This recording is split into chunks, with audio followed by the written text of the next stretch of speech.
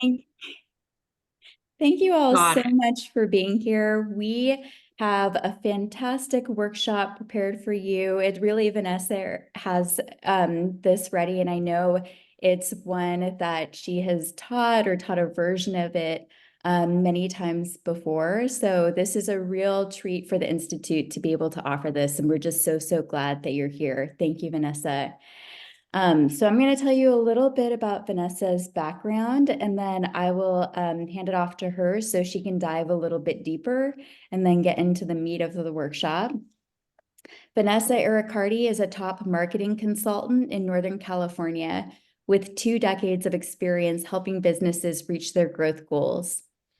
Her particular expertise is in her ability to create and customize campaigns for small to medium businesses and nonprofits, enabling them to be competitive in a world often dominated by organizations with large marketing and staff budgets. As the CEO of Marketing Simplified, she has worked with businesses in the service, consulting, construction, real estate, hospitality, and retail industries, and not-for-profit groups ranging from grassroots organizations to academic divisions and universities. So Vanessa graduated from UC Davis School of Management with an MBA in 2014. She currently teaches a class on personal branding at the school, and she was recognized as Teacher of the Year in 2022. So please join me in giving Vanessa a warm welcome. And Vanessa, thank you again for being here. And I can't wait for your workshop. I know I'm going to learn a lot. And so I will not waste any more of your time. And not wasted at all. And thanks for having me. I love doing presentations like this because, as you said, kind of from my bio, I really believe that we're in a time, I know we're in a time where we have tools that can make us competitive with some of the top companies. We have tools that are easier to use and more accessible than ever before. And I'm excited to introduce you to some of them. The flip side of that is there's a lot of tools, right? And everybody wants you to choose their tool to market your business. And I know that can be really overwhelming because you're starting a business, which is overwhelming enough. Trust me, I know. And now you're trying to figure out, well, how do I market this? So my goal for you today is to bring to you a streamlined marketing approach so that maybe some of that decision making is eliminated so that you can kind of get right down to business. I have some friendly faces here that have been in my classes or seen me do presentations before. Hi, Amna. And so some of these concepts are concepts that I teach broadly and widely, and really to most people in my classes. I'm going to teach you a very simple funnel because my goal for you again at the end of this presentation today is for you to get started, is for you to jump right in. That's kind of what you're doing in the Big Bang anyway. But I really want you to feel like you're equipped and have the tools to do that. Okay. All right. Now, I always start all of my classes out with a joke, and I'm going to start you guys off because in marketing, here's one thing that you'll remember, because it's going to be coupled with this joke that's not very great, but I think it's cute. So we want to manage expectations, right? So, it's the same concept as under promise and over deliver, right? People say, how do you get good reviews? It's like, well, don't over promise, right? Do what you say you're going to do. So we have to manage expectations from the outset. And so if I can tell you a really bad joke at the beginning of a workshop, that usually means your satisfaction only goes up from there, right? If I were to tell you a really good joke, then who knows, right? I'm putting myself in kind of a bad situation. So here's my bad joke. Okay. It's actually a very cute joke that my 7-year-old son came home telling, and it actually makes sense, which is not aligned with his usual track record. So, why did the chicken cross the park? Amna, you cannot answer. You don't remember why the chicken crossed the park. She doesn't even remember why the chicken crossed the park. Wow. Wow. Okay. Anyone? Why did the chicken cross the park? To get to the other slide. Kenneth, to get to the other slide. Isn't that cute? Isn't that clever that Jack came home telling me that? I think it's clever. Anyway, okay, we're going to go uphill now. Give some more time, people some more time to log on. We're reaching more of a critical mass here. Now we'll get started with the meaty part. So I'm going to go ahead and share the screen, share my screen. And if anyone has an urgent question during the presentation, go ahead and raise your hand. I do have this hour kind of jam-packed with information. So if you can remember your question, if you can jot it down, I will save some time. We have till 6:20, correct? I will save about 10 minutes for questions at the end or more. But if you have kind of an urgent question that you really need answered, go ahead and use the raise hand function, okay? All right, here we go. So I've decided that I am going to, oh, okay. Slideshow from beginning. Here we go. Okay. So today I'm going to share with you a framework that I call EPIC, and you'll see why in a moment. I've called my presentation Epic Social Media for Startups, okay? I want you to have Epic Social Media, but EPIC is really a framework that stands for 4 steps that I want to share with you today about how to get social media working for you properly for your startup, okay? I'm going to help you avoid some common mistakes. And again, I'm going to help you make choices so that you can have a very effective program to get started on right away. Okay, self-introduction. So I was already introduced. I make a self-introduction at the beginning of all my presentations. I've been working in the marketing industry for 20 years. I have a master's degree in mass communication. From way back, I studied Web 2.0, if anyone remembers that term. That was when social media was first coming out. We didn't even have Facebook when I was in college, but what I studied was something called EWOM, or digital word of mouth. And I wanted to know, does digital word of mouth, can we mimic in-person word of mouth with digital word of mouth? Turns out we can come close. We can't quite mimic the power of in-person word of mouth. But I've really been fascinated with that ever since digital marketing, digital media came to be, before we even called it digital marketing. So that was my master thesis, emerging Web 2.0 and how we can mimic digital word of mouth with that, or if we can. 9 years ago, I started a marketing consulting firm. I focus really on branding and digital marketing, which is what I teach at the university. I teach digital marketing and strategic branding, and then I also teach a weekend residential course in personal branding. A big part of my business is also teaching and training corporations and marketing professionals. I love teaching, I love mentoring, and I'm really delighted to be here today. Let's see here. So, oops, did I go backward?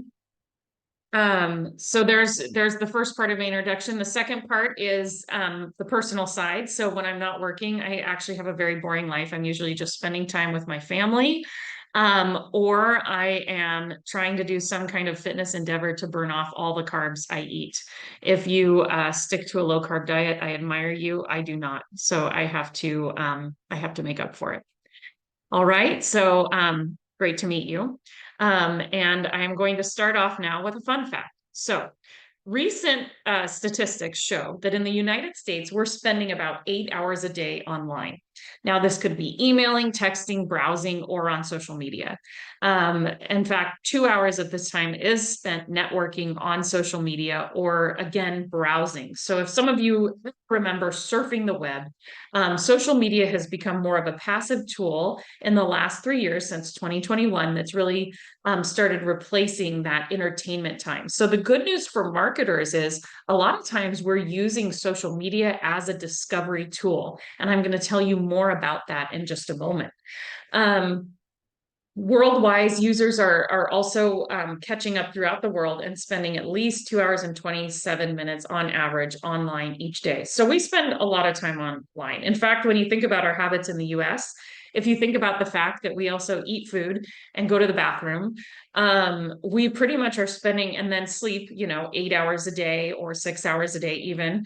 When you think about that, we spend more of our waking hours online. Okay. Yet we make a lot of mistakes about how we use the internet or how we show up online. A lot of us do something with what I lovingly call online marketing darts. We're kind of trying to be online and we're trying to form a strategy for our business, but we don't really know what we're doing or why we're doing it. And so today I want to give you that strategy so that every moment you spend online is a moment that is amplifying your business and isn't time wasted in the vortex of all the other messages we're getting online out there because it is a crowded space. All right. So marketing, online marketing, I really think is a lab for your next big idea. And I think a lot of us have yet to think of online marketing in that way. And I'll tell you this little story about a client of mine who said, "Hey, my daughter has a business that she wants you to help market." And so I start talking to the daughter. I said, "Okay, well, what do you need? What's your business?" And she said, "Well, I have an app." And she explained to me what the app was. And she said that she had put $25,000 into this development, this app. Okay. And I said, "Oh, wow. Okay. That's a really big investment. Like, how did you test the market? How many people do you have that are interested? How many potential consumers do you have on your list?" And she said, "Well, that's what I want help with." And my heart just kind of sank, right? Because she didn't know if this app was going to work or not. And so, if you're not using online marketing to prototype your ideas, you're really doing it backward. We actually have the ability to prototype our ideas with online marketing because we can launch something as if it's already there, right? And we can start getting feedback from the social universe, social listening, comments, etc. We can start getting informal feedback, informal market research back.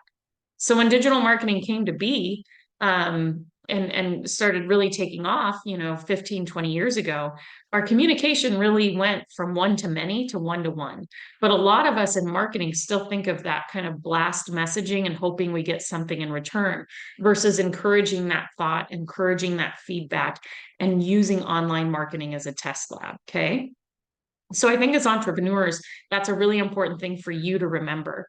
And some of this is age dependent too. I know when I went through school, it was like, okay, we write the final draft, we make it all pretty, then we launch it, right? It's not so anymore. Now we're using marketing to help us get better.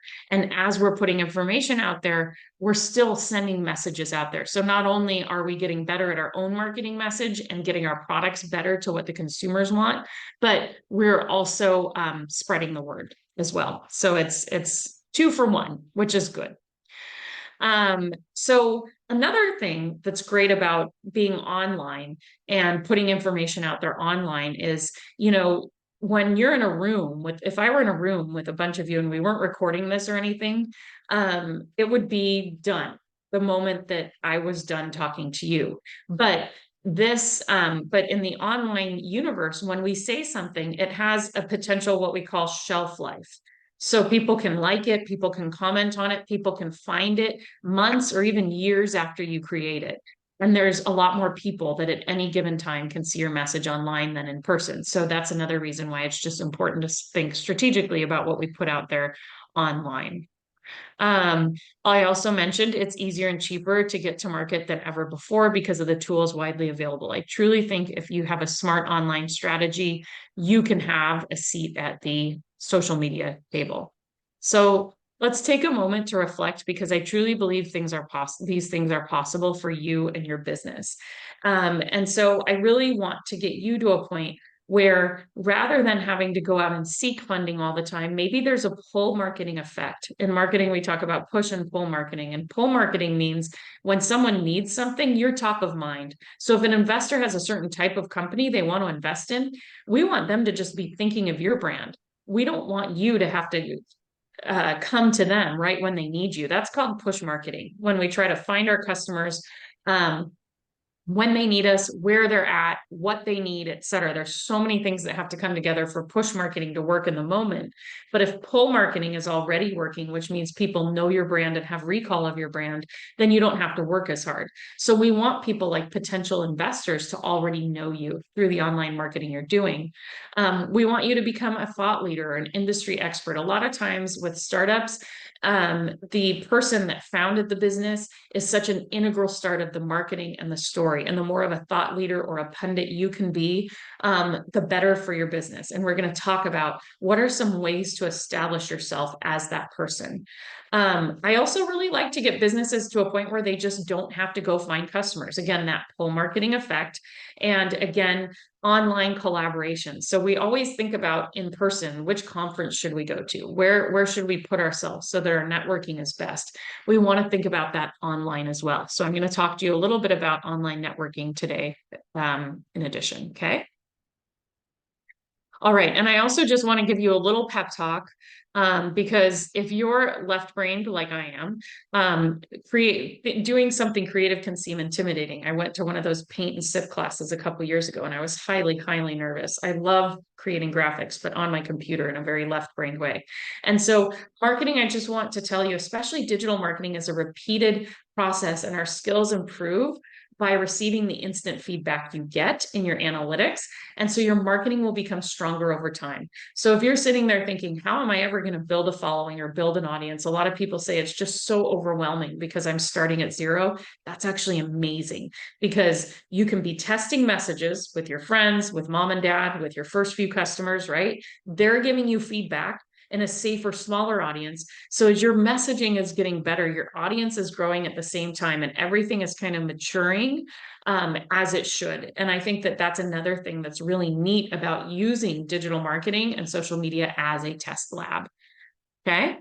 So I'm going to talk to you about 4 different steps today. First, I'm going to talk to you about how do you make a clear brand statement and just figure out what you want to put out to the world? And then how do you make people remember it? We're going to talk about using frameworks to do that. Then I'm going to talk to you just a little bit about what your website, the parts that I think it should have. A lot of you have a website already. I just want to make sure that you're thinking about the right ways to use your website.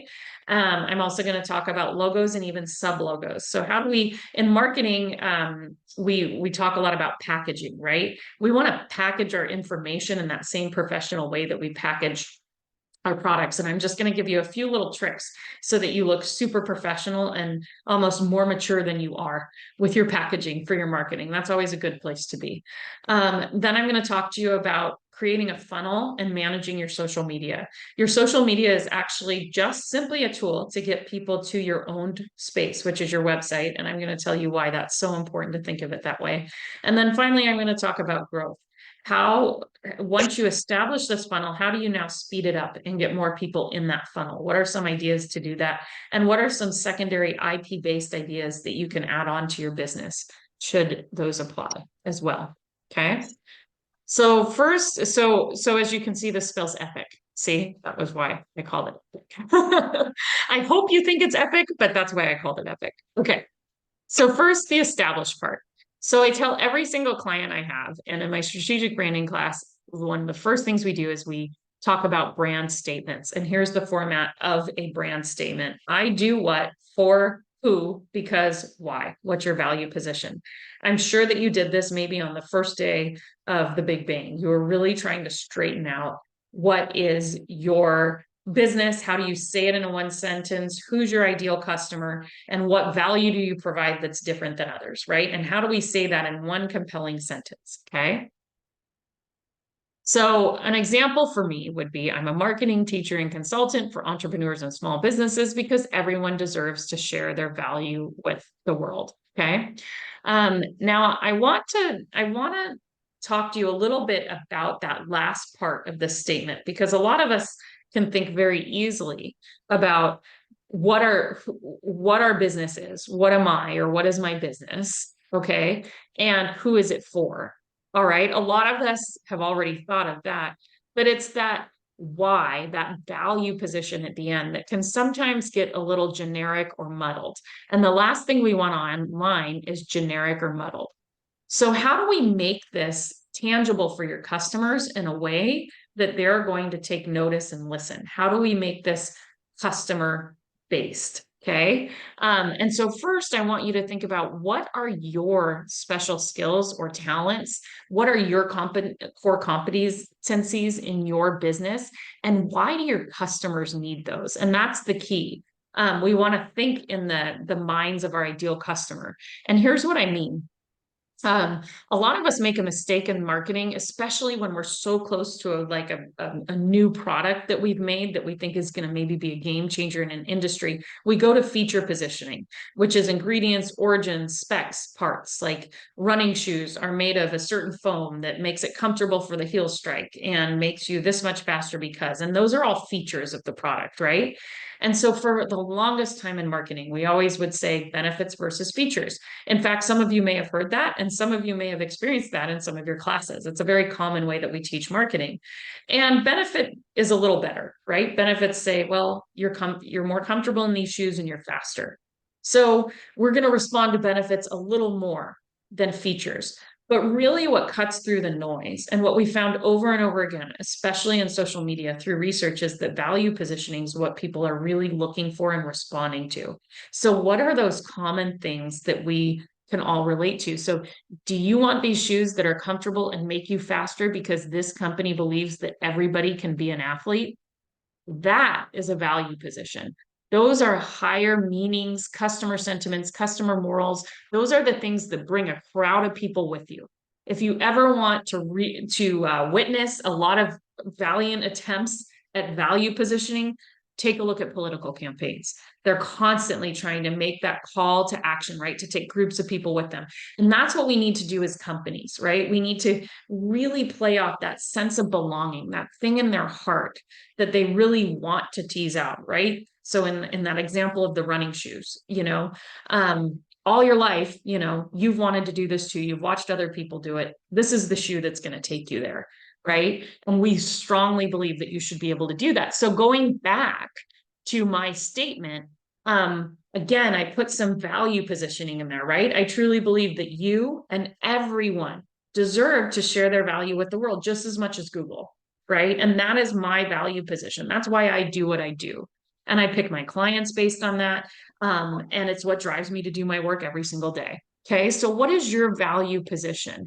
And again, what are your special skills? What's that ultimate goal? What are some things you can think about to tease out that value position for your company? Why are you truly here at the Big Bang saying, I have something that's a little different, that's more special, that's better, that will help people more than what's already out there? Okay. How can you tease that out?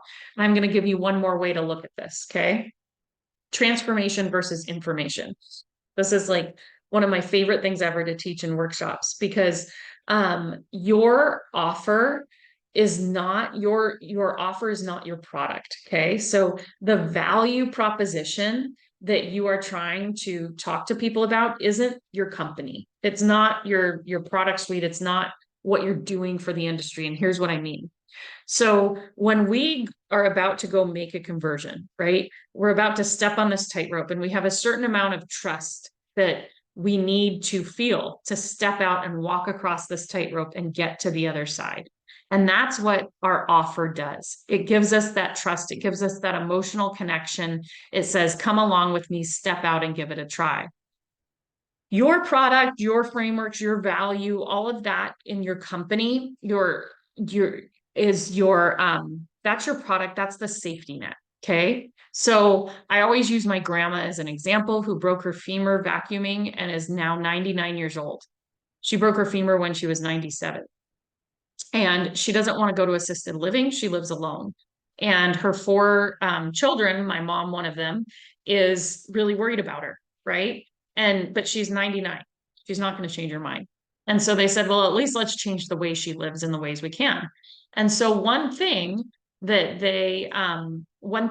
her kids thought of was, okay, maybe we should buy her a Roomba because she really cares about a clean house and she broke her femur vacuuming, right? And so they didn't care about what makes this iRobot work and go across and vacuum your floor for you. They didn't care about the specs in there. They didn't care why it's the best robot to vacuum your floor, right? They cared about my grandmother's independence. So the value position for them was, helping people live a more independent life, right? That would have been their value position, and that would have been their offer, right? So the offer to my grandmother and the offer to her kids is a lot different than maybe the person who made the product wants to market. Okay. And so we really remembering that nuance immediately takes us from giving information about our company to showing the transformation.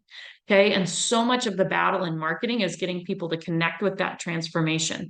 Once they've connected initially to that emotional transformation, they want to learn more. They're naturally going to start learning more about your product. Then you start peppering in the facts of, hey, this is why this is simple to use. This is the technology we put in it. So this is why we can make good on our offer. So an offer is pretty empty without some of our product in it, right? But we want to weave it in and lead with that offer, and we want to create our value position based on that offer. Okay. So now that we're thinking about things that way, I always encourage people, if we were doing this in real time and writing one brand statement, then you're talking about your value positioning, you reorganize your thinking, you're starting to think about offer versus product. Force yourself to rewrite it based on what's the value position at the end there. Okay. All right. And then you can change it. You can elevate your brand statement for different places. So, of course, I don't say it in that exact format on my website and other places, and you won't for your company either.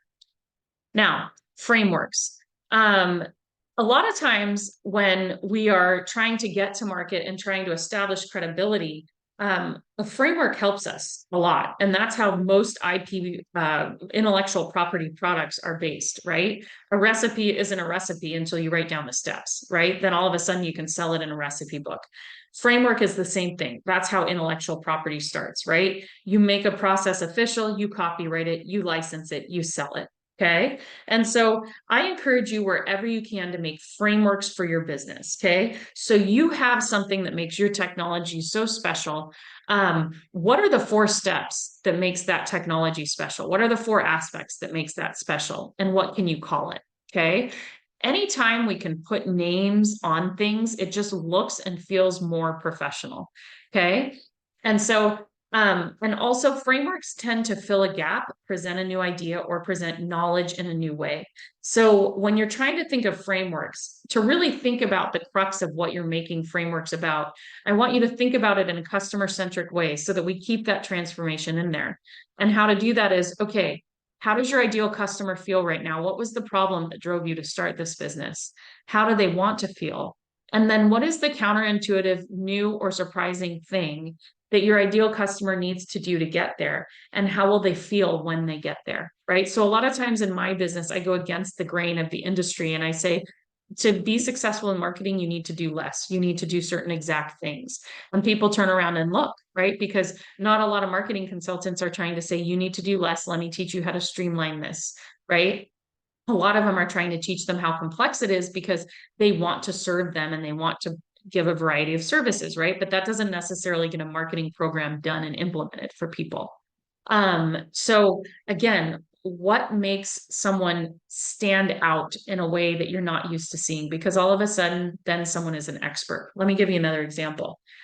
So online, when we see things that have been told to us 1,000 different ways before, we don't tend to look twice at messaging. So I actually happen to have an overweight and an underweight child. And for years, we had 2 different kinds of milk in our fridge. We were using different strategies. My son would finish eating, he'd get up and play on his iPad so that he wouldn't want seconds, while my daughter had to stay at the table so that she would eat enough. And it was bananas, right? How is this going to ever work for our family? These 2 extremes. And so I was scrolling down, I think this was Instagram, and one day I saw this post. And what stands out about this post is it says, treat your children the exact same way if they're overweight or underweight, and this will work. And then you start reading the information in this post, and it kind of makes sense, right?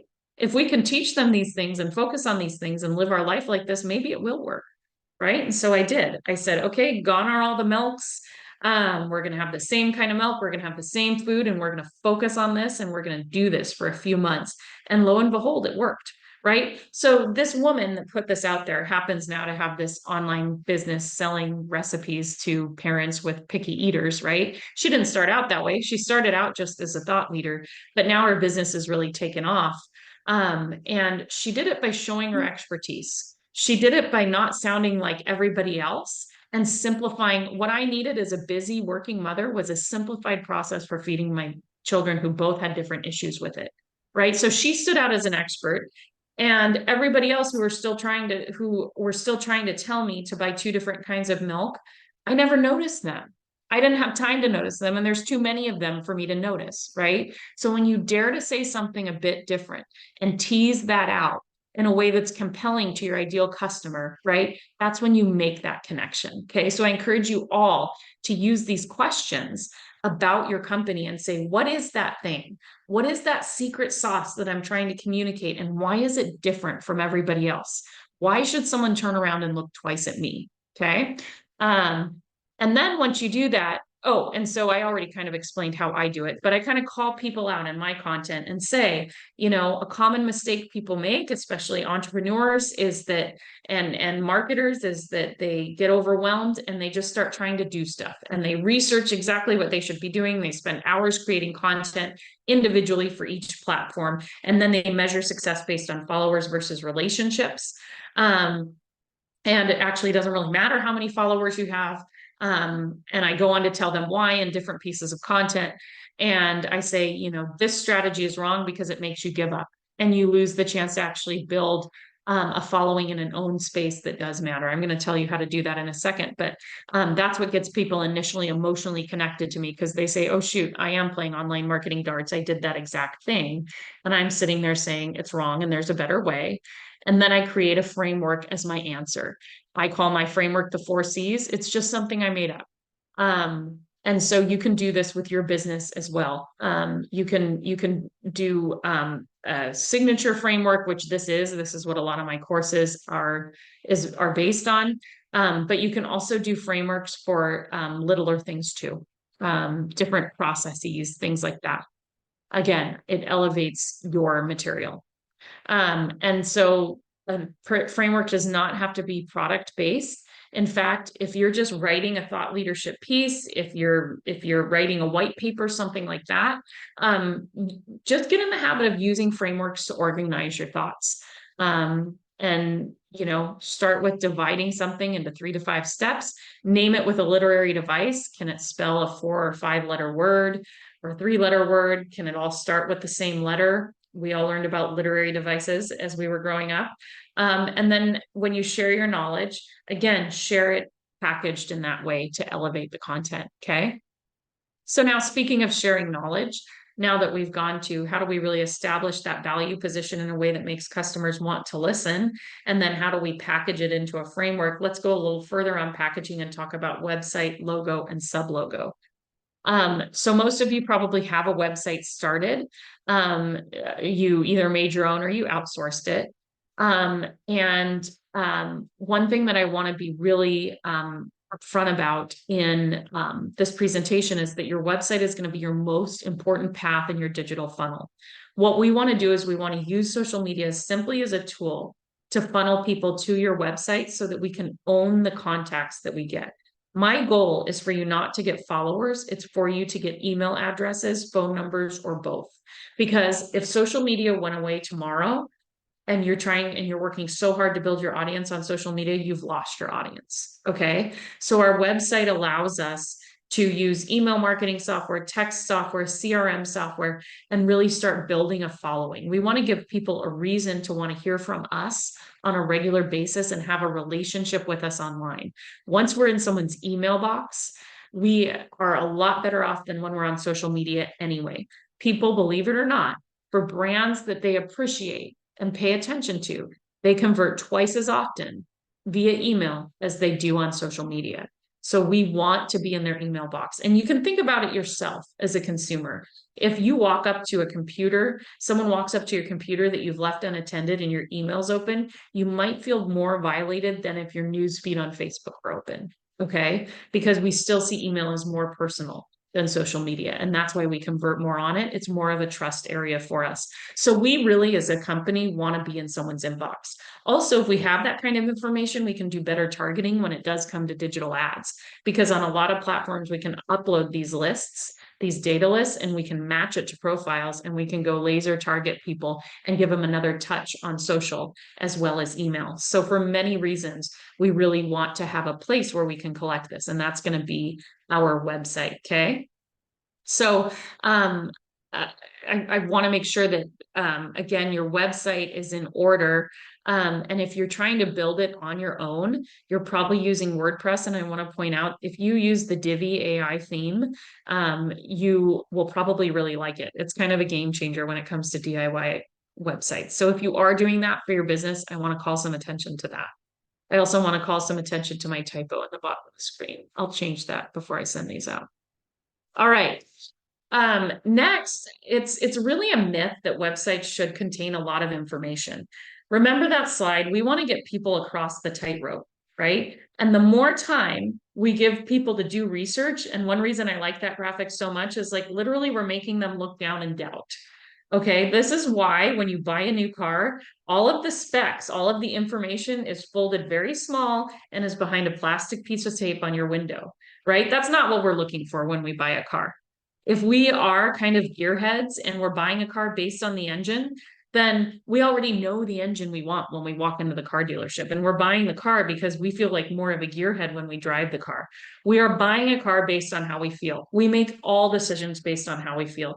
Even the most analytical person is in the end making decisions based on feeling. We've studied this so many times in marketing, and we all like to think we're logical beings, but the truth is we're not when it comes to making decisions. We're all very emotional. We have different degrees of that, but that's a good thing for marketers, right? Because we know that we get to people based on that value. Okay. And so what we want to do on our website is have just enough to create that emotional connection and show them what they need to do next. Okay. And so having kind of that about section, having a blog that you update regularly with thought leadership pieces, contact information, that's good. Adding some testimonials in there for social proof, that's great if you can. Adding a social media scroll with a plugin is also nice to the bottom of the website. It keeps it active. Adding case studies is also nice, but really you need very little to create a website that looks and feels nice to your consumers. A website, again, is a landing place to capture information. The most important thing you need to have on your website is an opt-in. And sometimes an opt-in could just be a weekly newsletter teaching someone something. Okay. So I know I'm going to put Amna on the spot because she's in this call and I know her business. And so she has Empower You, and she's trying to teach caregivers. And so she might be saying, you can opt in and get a weekly newsletter about the caregiving community, different types of things. But also, she might take it up a level and say, I have a workbook or I have this roadmap for you to really get started on this journey. And so in exchange for an email, you're going to get this workbook or piece of value. You see this happen with food bloggers and recipes and things like that. So for your company, we call this a lead magnet or gated content. Can you think of something that can really give an incentive for people to give information to you? And you want that right up top at the header of your website. So if you were to go to my website, you would see right at the header of the website is a place to opt in to my content. Okay. And sometimes I'm selling like more of a workbook or a roadmap if I'm really trying to like sell a program. Sometimes it's just a weekly email. All you need is a weekly newsletter to start. But again, you can elevate it by creating some kind of elevated content as well. One word to the wise on your website before I just move on from doing kind of a little checkup on websites is social media. It's great. We all want to show that we're on it, that we're cool, and can use social media. But I constantly see social media icons up at the top right on websites. That would be like if you owned a retail shop, someone gets to your front door and then you have instructions to your competitor. You would never, ever do that. We want people to land on our website and give us our personal information, okay? Or give us their personal information, their email, their phone number, etc.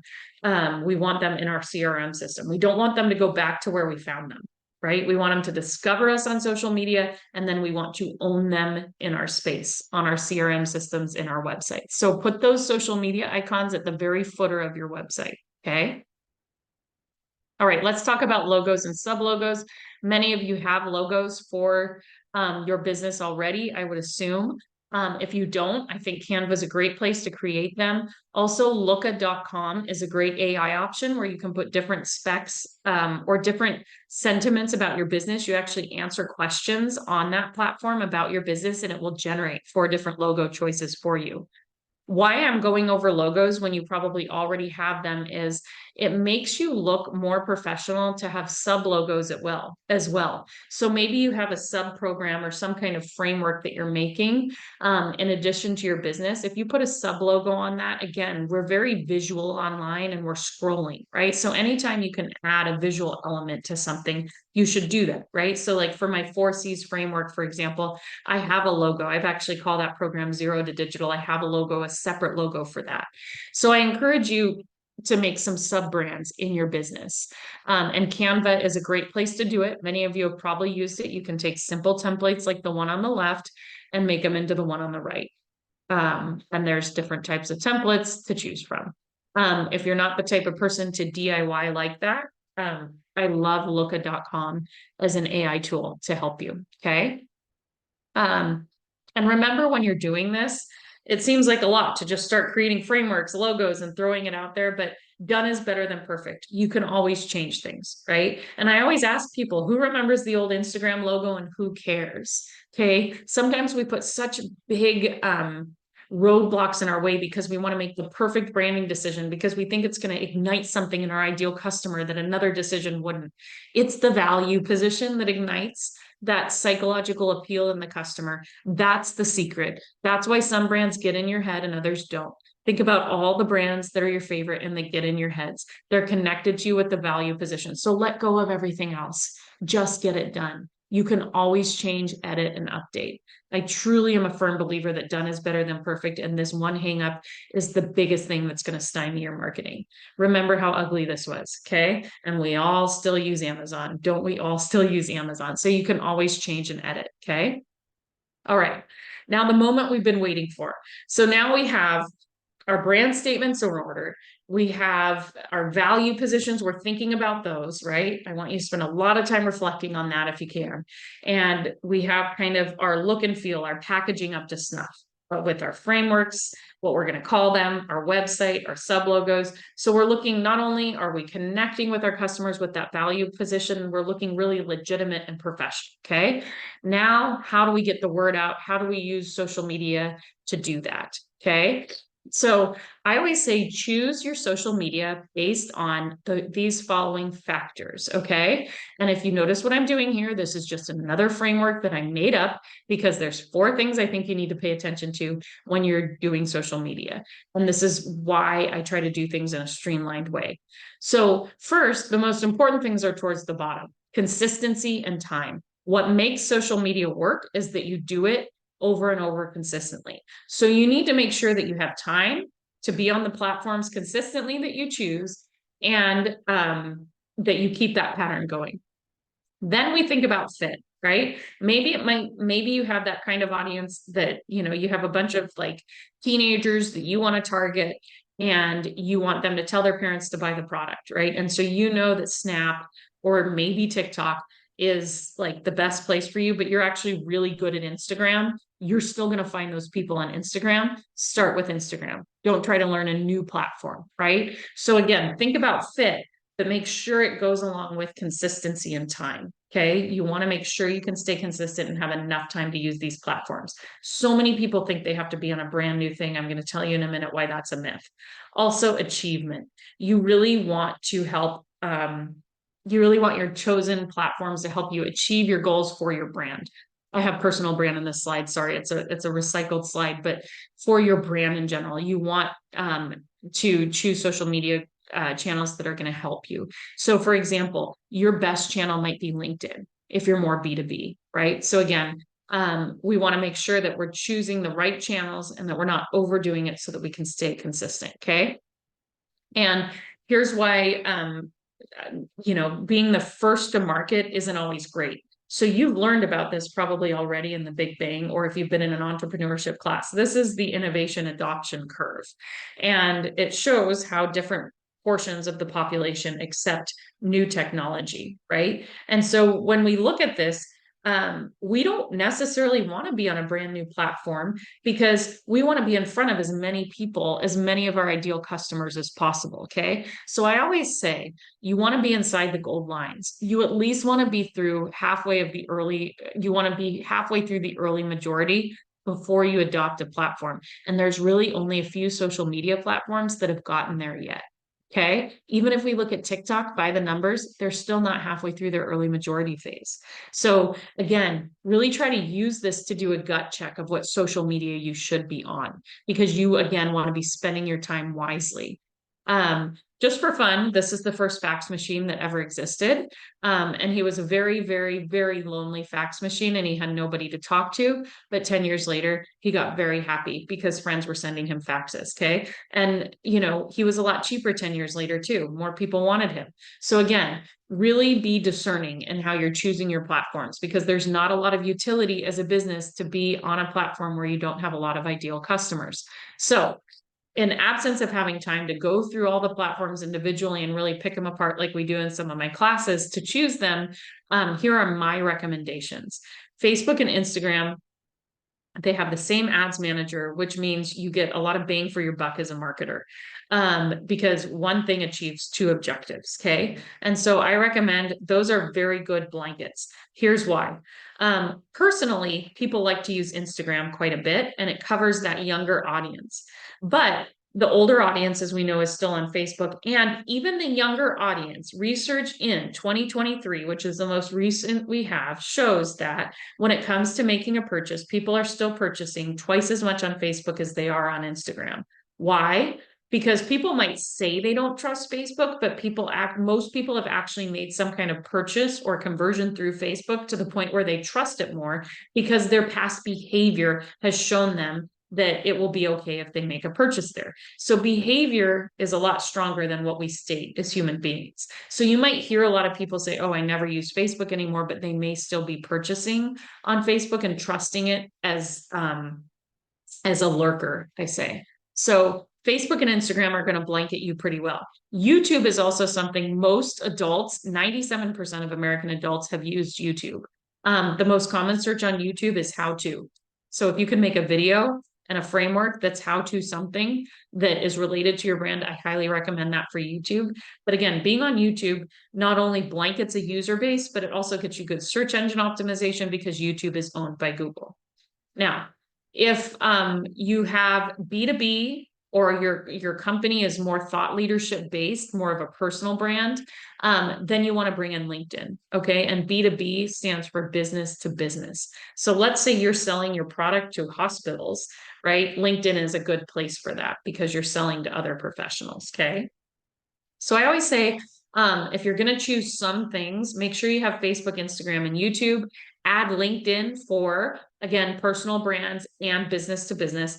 And if you have time, add X/Twitter, because that really establishes you as a thought leader. We find that it doesn't do much for audience growth, but it does really establish expertise. But again, if you have time, because I always say use as much as the same content as you can. You can use a lot of the same video stuff on the upper three platforms, but once you get to Twitter, you have to modify your amount of characters where you describe the video, etc. So again, if you have time, add Twitter and then be discerning for all of the other platforms. Okay. So I don't even really want you to think about all these other platforms out there until you kind of master those ones up at the top and then add them in as you see fit based on their user base. We don't have time to go through each of them today, but I want you to really get good at this top line funnel first. All right. Now, I want you to create a funnel and I want you to think of your funnel on a weekly basis. Why weekly? And why do I have email in here weekly? When I say this, a lot of people get shocked. Like, why am I asking people to send emails every week? The reason is because we want to form a relationship and become someone's friend when we do online marketing. Because again, that relationship leads to trust, which leads to a conversion. So when we see people once a week and when we're getting value once a week in a big way versus once a month, that actually creates a better relationship. And we also have recent research that has shown that that is the sweet spot to get weekly information from businesses. Now, that being said, this all starts on social media. And I always say it starts with something I call cornerstone content. And so each week, what I want you to do is put out a thought leadership piece. Okay. We earn trust by giving value. Okay. So what is the value you're providing for the world? You're already thinking of that overarching value position, right? So now each week, give a little value. So each week, what I do in my business is I write about a topic in marketing that people are thinking about. So I might write how to make AI work for your business, right? Here's a four-step framework for AI for beginners, something like that. And each week I think of a little topic and I write, you know, 500 words. Okay. Easy to read, or you can video it, face the camera. And then I want you to recycle that across every platform that I mentioned you should be on. Now, if you are comfortable enough, I prefer that you go face the camera on a video. And why I prefer that is because then you can get that video transcribed. So you can edit a written transcript. So you can post a video and a written transcript or a blog post, which is essentially what an edited written transcript is, once a week on the blog section of your website. And then you can disseminate it out to YouTube and everywhere else. And video just converts so much better than written. But if you're only comfortable with written, that's fine. Take out YouTube for the moment. Okay. Um, one little trick I can tell you too is if you go live on Facebook, you'll get more visibility for your business. And I know not a lot of people are on Facebook, but Facebook is the only platform that lets you download a live video from Facebook into an MP3 format. And then you can go recycle it. You can add it to YouTube, which then allows you to embed it on a blog, on a weekly email, link it on LinkedIn. It allows you to, you can take that MP4 and turn it into a reel on Instagram. And again, Facebook is the only platform that allows you to download a live video you've already made. So you're enjoying the algorithm benefits on Facebook and you have this live video that you've made face to camera. Another reason I like it is because people can kind of tell when you're making a live video and they expect mistakes. I've probably made a few mistakes here. I've probably stumbled over my words sometimes, but you expect that because we're live. Okay. So when people think they're watching something that was just casually made face to camera, you don't have to worry as much about editing. Okay. So my goal for your funnel is to once a week do this. And that allows you a starting point to blanket all of these platforms that I just told you about. Okay. By linking this video or written content. Okay. Then what you can do, and I just described this, the head to camera video, transcribe it. Rev.com is a good place where I like to go for transcriptions because you can get your transcript and you can save it in an account profile and you can edit it right in that platform. And you can even get it translated into other languages. It has a lot of capabilities and it's only $1 a minute for transcriptions. So I thought I'd share that with you. There's a lot of free transcription tools, but it's so cheap and it has so many capabilities. I wanted to share it with you. Anyway, so then once you do this, I'm going to move ahead for a second. Once you do this, you can then create other posts around it. Okay. You can say, okay, I'm going to now break it up into pieces and give people a preview each week. So I'm going to say, okay, new blog is coming on Wednesday, but here's a preview. You can do that one day. You can give a piece of maybe a personal story that led you to want to solve this problem with your business, right? Whatever you're writing about. You can be engaging. You can ask a question. You can say, have you struggled with this particular piece of, or with this particular problem that, again, you're solving through your thought piece that week? So you can see how very quickly, and you can also always add fun and pop culture like Pi Day, right? For filler. But you can see how by having that once a week thought leadership piece of content, and some weeks it could even be interviewing someone in your industry or interviewing how a customer uses your product, right? But if you have that one piece of cornerstone content each week, that's high value, you can build a lot of content off of that. Okay. Okay. We're going to get there. But I just want to say a few other things you need to make this work is email marketing software. Because remember, we're collecting email addresses so that you can stay in touch with your audience and be in a personal space. I recommend Constant Contact for all small businesses. It is a paid model. It is a nominal fee. And MailChimp is free as a backup, but I do recommend Constant Contact. And the reason you have to have email marketing software is because you need to hook that into your website to get those opt-in, right? That will then live in your email marketing platform. You'll have those email lists, okay? Underneath the bold line there, I have CRM platforms. So as you grow, you might want to change to something like Salesforce or Ontraport so that you can track more than just email addresses. You can track purchase patterns. And if you have a high level growth plan and you think you're going to be making sales pretty quickly, you might think of having a CRM program that incorporates email marketing from the outset. Same with texting. Texting is becoming more and more popular in a lot of industries. It's worth a try these days. Again, you have basic software on top and you have more capabilities on the bottom as far as opting in, email to text, etc. So I think Textedly is a great place to start, but I've given you options here. So you want to make sure that you have, again, at least that email marketing software so that you can have those opt-ins on your website. When you do have people opt into email marketing, you can also say, you can have them give you their email. You can also choose to say phone number optional. That's what I do. Because then when texting becomes something that's more and more accepted, I already have a list of phone numbers to start texting people. All right, so why is it so important to do this weekly thing where we're providing this high value content?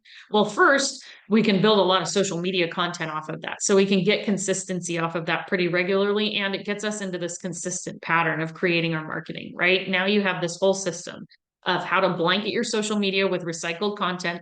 You don't need to curate specific content for each platform, okay? So you have that, number one. And then number two, you're building relationships. Now, traditionally, the marketing funnel, we've thought, okay, people become aware, and then less people consider, less people convert, and less people become loyal. Or I should have said fewer each time. See, live, we can make more mistakes. Well, now in marketing, people become aware, but if everybody that becomes aware then stays in the consideration phase, or a good amount of them, and we stay in touch, we don't have to lose them, right? So at any given time, we have more people that are likely to convert. And then as people convert, we don't have to lose them in the loyalist phase either, as they stay in touch and they can make referrals and feed the awareness phase, right? So because we have that ability to stay in a relationship with our customers and we're collecting that data, all of a sudden, we don't have to work as hard to get new leads in the awareness phase. And again, the loyalists will feed that. And so I really think that's somewhere we haven't caught up with yet in marketing. And so to know this from the outset with your startup, I think is very valuable, because what happens is we tend to overfund awareness and underfund consideration and loyalty. We want to give people incentives and reasons to come back. We want to give people a discount to make that first purchase, and we need to write that into our budget. And if we're spending so much money getting people aware and just paying for ad after ad on social media, we're not spending time keeping that relationship and making them do things with our brand. We're really funding the marketing funnel wrong. So I really do believe that we have this digital media that allows us to do so many more things, but we still think about funding the funnel in the same way that we did before we had digital media. Please don't make that mistake. Please nurture those customers in the consideration phase, or potential customers, and please nurture those customers in the loyalist phase. Okay. All right. Next. So I'm talking about this weekly content. I'm talking about these posts. How the heck do we come up with all of this? Well, prompts is how professional writers have always come up with content. Okay. So I've given you a few prompts here. My favorite one is I remember. If you write something like I remember or we remember, and you start off with some kind of story, that is a great way to segue into a product. I remember when I was working the night shift at this hospital and we had this problem with these medical records. This is why this company was born, right? You explain that, and then boom, you have your intro, you share your framework of, what needs to happen to make sure that charts stay in order or whatever. And you have your blog post for a week. So again, using prompts, even weird ones, like, I don't know if it's on here, but my favorite ice cream flavor is because, yeah, if I were an ice cream flavor, I would be, excuse me, I'm about to sneeze. No, I'm not. If I were a favorite ice cream flavor, I would be. Some of those really force us to think in different ways about our business, and it gets us to the value positioning anyway. And there's some great books on prompts out there. My favorite book is 5,000 Writing Prompts by Richard Byon. Also, there's AI. You can have AI give you prompts. You can say, this is the type of business I have. Give me 20 prompts to create thought leadership content with, for the next 20 weeks, and it will. All right. And then how do you write titles, headlines? How do you write those posts that really cut through the noise?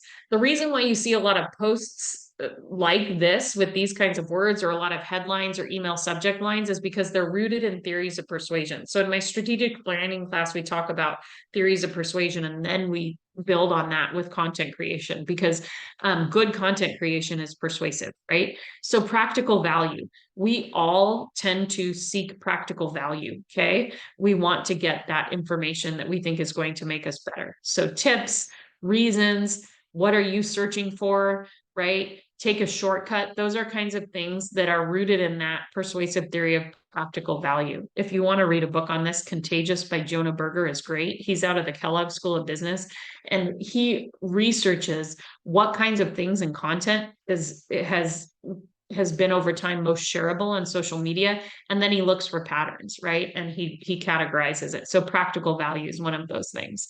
Social currency. What we have social currency when we have something to give others. Okay, inside information, if you will. So what I wish I'd known back when I was whatever problem your business solves, right? People really respond to that. Myths, right? Here's a myth. I'm going to tell you why. Especially if people kind of subscribe to those myths and it's hurting them, right, in their business. What do you regret? If you regret something, you're about to teach them a lesson, right? Pure honesty ahead. Talk about inside information and social currency, right? Another one I really like is using triggers. So we want our brand to be top of mind every day when possible. Cheerios has more mentions on Twitter by lots of factors than Disney. That is surprising at first until you think of the fact that we eat breakfast or feed our children breakfast every single day. There's more opportunities to talk about Cheerios. Kit Kat did this really well when they started their Give Me a Break campaign. We take a lot of breaks, right? Let's think about Kit Kat as the candy we're going to take a break with. So we're sorry, then be contract. We're sorry, we're about to give you a bunch of high value content. We all relate to sorry. We all say it a lot. We probably say it at least once a day. Get out of your breakfast rut. Your mom was right, right? What are those common things that we can trigger people with? Okay. And then my favorite, flip a statement into a question. We are all adults. We don't like to be told what to do. Even children don't like to be told what to do. Holy shite, children do not like to be told what to do. 7 and 9-year-old here. I am in the thick of them not liking to be told what to do, and I have a feeling it's only going to get worse, or so I'm told. So let's create agency. Let's flip a statement into a question. Nike tells you to just do it. What if Nike asked you why you do it? Right? So what can you do to get people to slow their scroll and think? Right? L'Oreal tells you that you're worth it. What if they ever asked you why you're worth it? We don't do that a lot. We tell people to buy, buy, buy. Look, look, look. Why do they need a better system for this? Right? What is that? And that gets again to that value position. Flipping a statement into a question is my favorite. Whenever you can do that, please do it. Okay. And then a marketing calendar. I will send this out with the presentation. Okay. A marketing calendar helps you to batch content in advance. I always say, think of 12 topics at a time. And then take those weekly topics that we talked about, and break them up into your daily posts. By doing content in advance too, by planning in advance, you can also see if, like, wait a minute, I'm giving away the whole recipe at once here. Is there a way I can break this up and have even more content, right? So maybe there's 12 steps to something and you can do it over 3 or 4 weeks, okay? So remember not to give away too much information at once. It's okay to be redundant. We need to say the same things over and over. We constantly have new people coming into our audience. So how do you say the same thing in a different way, right? And again, repurpose that cornerstone content into all of these different places, your blog, email, social media, and YouTube if you're doing video. You want to spend a limited amount of time on marketing and get the most out of it. So start with this system, okay? We already talked about post ideas. And then one more thing. So you know this better than anyone else because you're starting a business. Penicillin was not created by the first person who came up with a framework for it, right? Penicillin was created, Andy Hargadon tells this story all the time in his classes. Penicillin was created by, I think, like what, the third person who got it just right based off of the prior research. Okay. So look at people, look at businesses who are like yours and see what they're doing and what's working well for them. That's where I think you're going to get most of your ideas. And think about complementary businesses too. So I just mentioned Constant Contact to you as a business, as an email marketing provider. They might be saying something that really resonates with their customers that I can learn from, because if someone wants to learn from me, they need to have these software tools for their marketing, right? So complementary businesses are good things to look at as well as competitive businesses. And then don't guess. Remember when I told you social media is a lab for your content? Line up your posts. This is from a client when I first onboarded them years ago. I lined up all their posts and I said, what is it about these posts that did really well compared to the other ones? And then you can do more of that. Okay. And then, oh, Kenneth, cool. Thanks for sharing the article about penicillin. I'll be sure to take a look. You can correct me in a few minutes here if I got it right or not. And then make sure as you get out on social media, I want to remind you, just like I did in the beginning with packages, look good. So you can also find backgrounds on Canva that kind of go with your logo. And so if you don't have a picture to post and you're just kind of trying to get information out there, put a nice background on it. It just adds that professionalism and gives you more engagement. One guy even puts his picture in all of his posts that are quote only. I think that's very courageous. I wouldn't do that. I would be more like the one on the left, but hey, go there if you can. Okay. So what is my goal for you? I've told you a lot today. My goal for you is for you to use this funnel and truly do it, because I think you're going to build a great audience and it's going to pay you dividends. And again, don't focus on those followers. The platform I have with the most followers, around like 1,700 followers, my email list is like 8 times that. That's what I care about. People usually do one thing at a time. If you want them to do one thing, get them from social media to your website opting in. If you ask them to follow you, they're never going to get to that opt-in. Okay. You're a business. You don't need to be an influencer. You need to be a thought leader. You need to create that value connection and you need to get people to your website and converting, right? Who cares about the vanity? Okay. So my ultimate goal is that you use this system to build relationships versus followers. Going back to that mistake at the beginning, we count our success on followers versus relationships. So keep doing this. You know why? Look at engagement in your analytics as you use your social media tools. Your engagement might be more than your followers, right? People may not be following you, but they might be looking at you, engaging with you, and the social platform these days puts more on the algorithm to show you again to that person if they engage with you. So it doesn't matter if they follow you. Okay. So my ultimate goal for you is to build those relationships and keep doing this. Okay. Don't get discouraged if the followers don't come quickly. Focus on the emails, focus on the contact. My minimum suggestion would be a LinkedIn article or a case study once a month to gain visibility and expertise. So if you're a little shy about this thought leadership and this weekly branding for your business, start with making it a goal to write or to do videos of thought leadership once a month and post it on LinkedIn.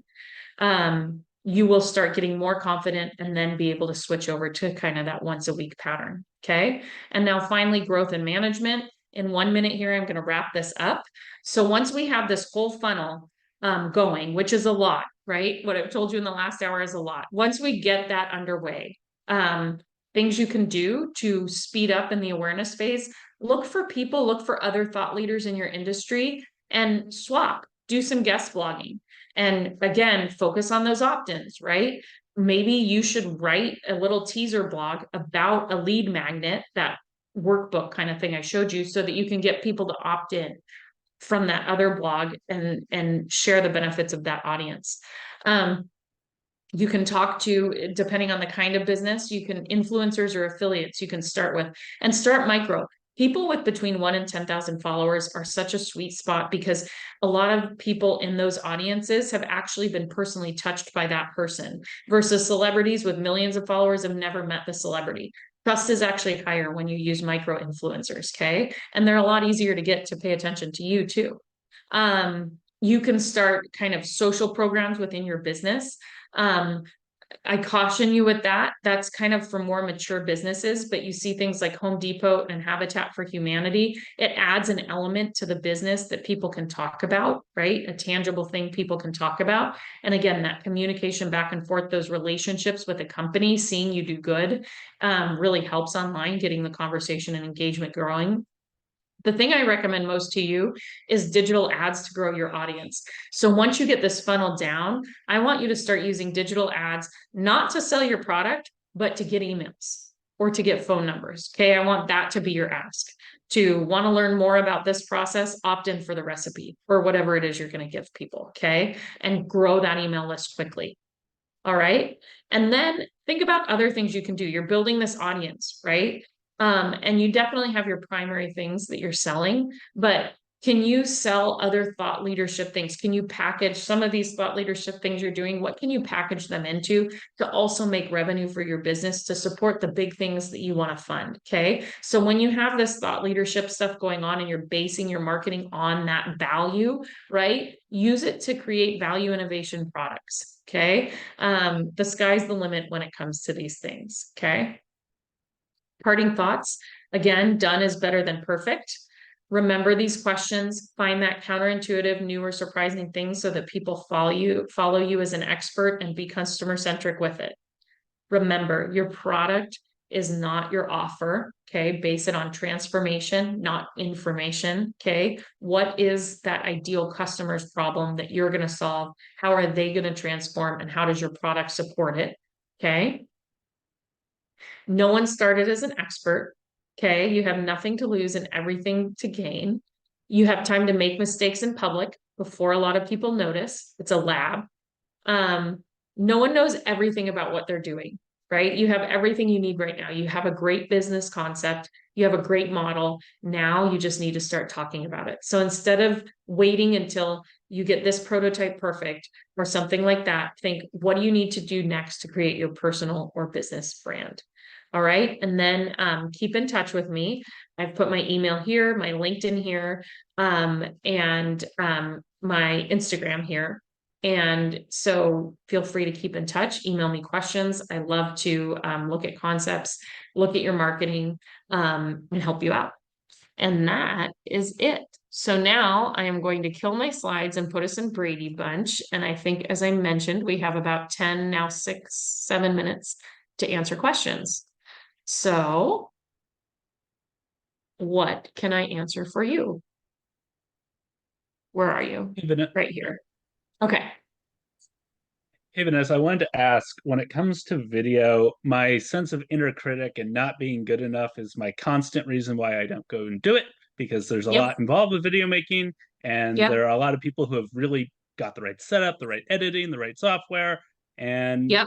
I just have a hard time starting. I agree with you that it doesn't have to be perfect, but there is also, I recognize there is a higher standard for video, and it continues to get higher every week, it seems like. Yeah.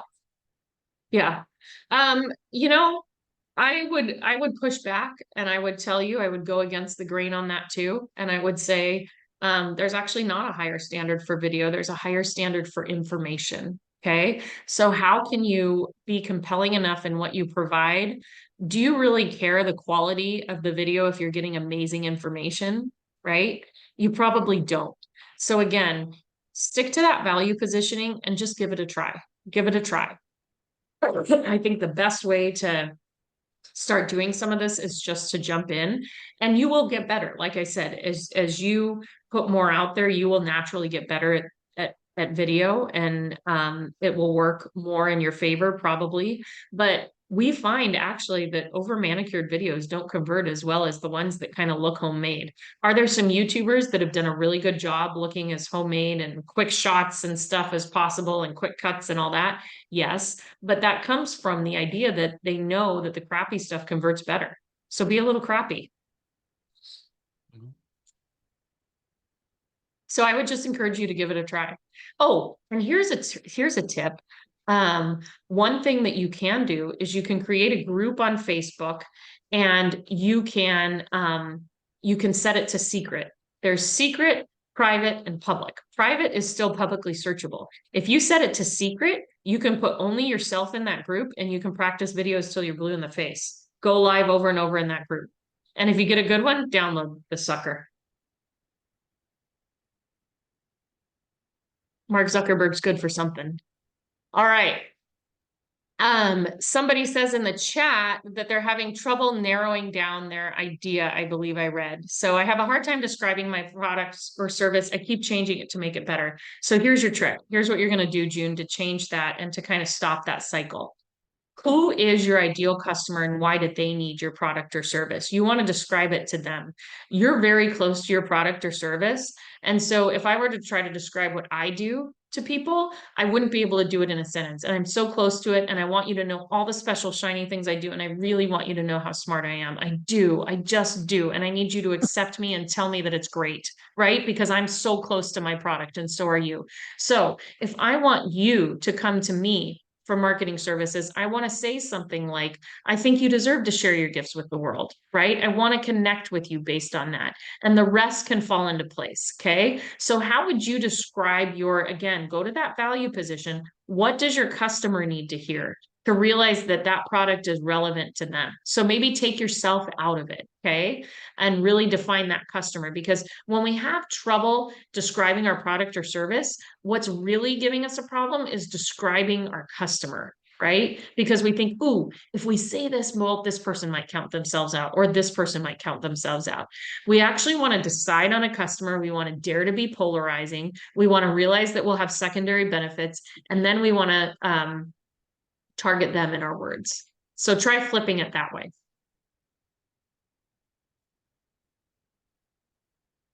Any other questions? We have time. We have time for more. And June, if you email me, I'd love to workshop that with you too. Sometimes you need someone else to push you as well. For our initial social media, as we're thinking about doing launches and things like that, do you have Yes. opinions on discounts? What's Yes. appropriate? Yeah. I think as long as you budget that discount in, like I said, you budget that consideration phase, you need to do it in a way that you're going to feel comfortable, right? A lot of us budget for hoping for success, but we don't budget for success. So that's number one that I'll warn you about. Number two is I just don't want you to get stuck in the discount trap. Okay. And so using discounts in the awareness phase can really kind of do that versus trying to use that high value content. But discounts in the consideration phase, I think a good place to start is, in the 10 to 20% range. 10 would be the minimum and 20 would be the maximum.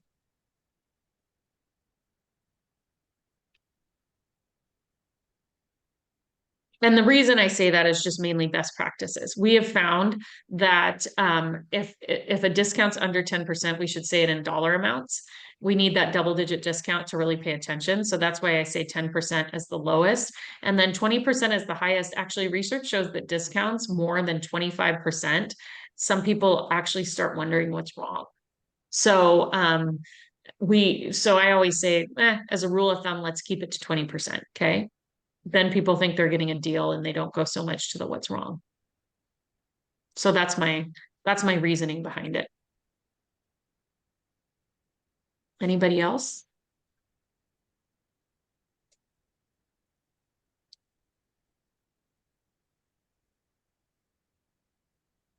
All right. Well, you have my email. Excuse me. I just got the battery saver. I thought I had.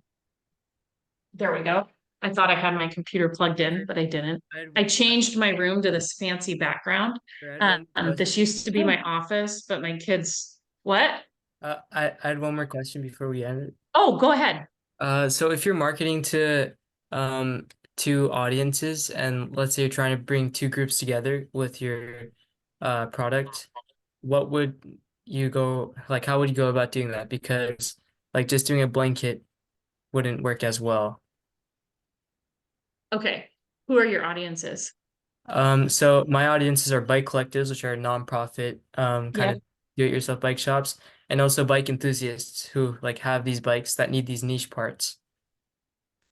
Okay. Who is the audience that you think you're going to sell the most to? Enthusiasts. Okay. I would lead with enthusiasts and I would consider the collective secondary to start. You can take more liberties as your business grows and matures, but I think you need to, in the beginning, pick your first audience that you want to market to and stick to that. There are going to be people, bike enthusiasts that own collectives, right? In fact, I can't think of any collective owner that is not a bike enthusiast, right? So you're going to cover your secondary audience with that primary audience. So I think it's very, very important to lead with a primary audience at the startup phase. For mature companies, we can segment, we can even create sub brands, and we can create different kind of branding. As we grow, and we can really target those segments. But right now, I want you to pick one segment and I want that to be your entire audience. Thank you. You're very welcome. And again, that's just part of the process of simplifying the marketing. None of you have enough time to do marketing, right? You hardly have enough time to start the dang business. Okay. So I want you to be as simple and as streamlined as possible. And it just turns out that that's what happens to work the best when it comes to conversions and growing your audience quickly. Okay. I usually, when I'm teaching class and in person versus on Zoom, I have the tallest, biggest person in class get up in front of the room and I hold a piece of paper and I say, okay, you need to break this with your hand. And they can't break it with their hand. And then I say, now break it with your finger. And you put a finger through and the piece of paper breaks as I'm holding on to it, right? Because again, we need to be laser targeted at first. It's more efficient. Okay. We can start worrying about secondary audiences as we grow. And it might surprise you who your secondary audiences end up being. Any other questions?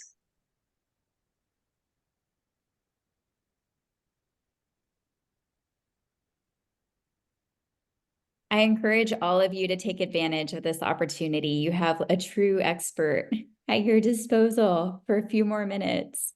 Sort of, with kind of a runny nose. That makes me convert better though. See, the imperfection. The fact that I have whatever this cold is going around Davis right now.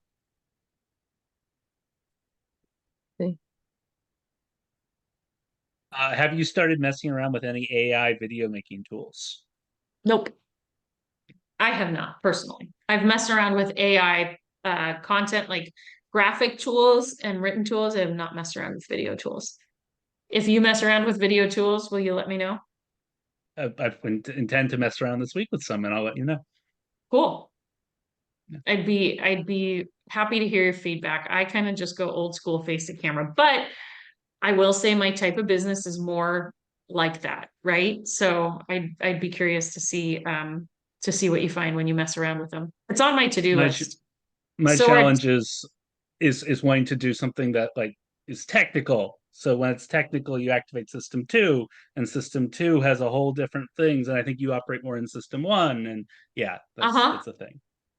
Cool. I'd love to hear how that goes for you. I really would.